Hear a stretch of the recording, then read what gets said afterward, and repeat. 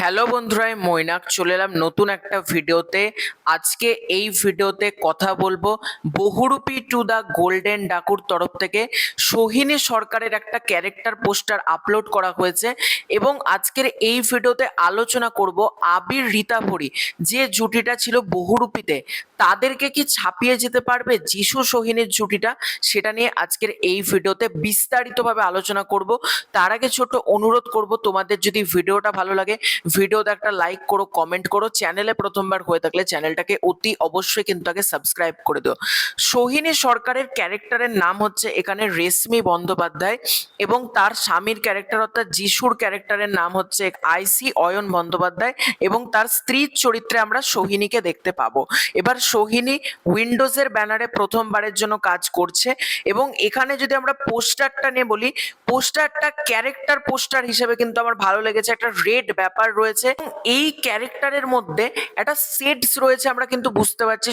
এবার কথাটা হচ্ছে সোহিনী সরকারের পোস্টারটা তো ইটসেলফ বেশ ভালো, কিন্তু আবির রীতাভরি জুটিটা যেটা বহুরূপীতে শিবদা এবং কৌশানীর সাথে আবির রীতাভরির জুটিটাও কিন্তু বেশ প্রশংসা পেয়েছিল এবং সেই জুটিটাকে কি বিট করতে পারবে এখানে যিশু সোহিনীর জুটিটা? দেখো, একটা কথাই আমি বলবো, যিশু সেনগুপ্তর ক্যারেক্টার আর আবির চ্যাটার্জির ক্যারেক্টার, এই দুটোর মধ্যে ক্যারেক্টার ডেভেলপমেন্টে যেন আলাদা কিছু পায় এবং রীতাভরি চক্রবর্তীর যে ক্যারেক্টারটা ছিল বা এখানে সোহিনী সরকারের যে ক্যারেক্টারটা বহুরূপী টুতে রয়েছে সেটার থেকে যেন ডিফারেন্ট কিছু পায়। মানে আবির রীতাভরির মতনই যিশু সোহিনীর ক্যারেক্টারের যেন মানে সেই রকম ক্যারেক্টার ডিজাইন না হয়, এটা আমি ব্যক্তিগতভাবে চাই।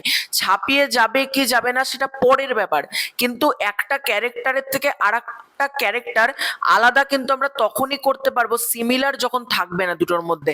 মানে ক্যারেক্টারের মধ্যে অ্যাটিটিউড, ক্যারেক্টারের পোশাক, ক্যারেক্টারের কথাবার্তা, এই ব্যাপারগুলোতে কিন্তু ডিফারেন্ট রাখতে হবে। তো ক্যারেক্টারের মধ্যে যেন প্রপারলি ডেপথ থাকে, যেটা আবির চ্যাটার্জি পুল অফ করতে পেরেছিল এবং যিশু সেনগুপ্তর ক্যারেক্টারটা কিন্তু লেখা হচ্ছে আরো বেশি বোল্ডার, আরো বেশি স্ট্রঙ্গার। এবং সোহিনী সরকারের ক্যারেক্টারটা দেখো, যিশু সোহিনী জুটি আমার মনে হচ্ছে দারুণ জমে যাবে, কিন্তু এখানে দেখবার ব্যাপার আমাদের এটা হবে যে এই সিনেমাটা আমাদেরকে কতটা মজা দিচ্ছে, রাদার দ্যান কে কাকে ছাপিয়ে গেল এই দিকে না গিয়ে আমরা এই ব্যাপারটা বহুরূপী টুতে খেয়াল করব যে বহুরূপীর লেভেলটা ম্যাচ করতে পারছে কিনা। এবং সব থেকে বড় কথা যেটা হচ্ছে কোন জুটি বেশি হাইলাইট হচ্ছে, শিবুদা কৌশানীর জুটি কিন্তু আবারও রয়েছে, কিন্তু আবির রীতাভরির পরিবর্তে এবার কিন্তু রয়েছে যিশু সেনগুপ্ত এবং সোহিনী সরকার। আমি মন প্রাণ থেকে চাই যিশুদার ক্যারেক্টারটা বা সোহিনীর ক্যারেক্টার ডিজাইন যেন দারুণ হয়।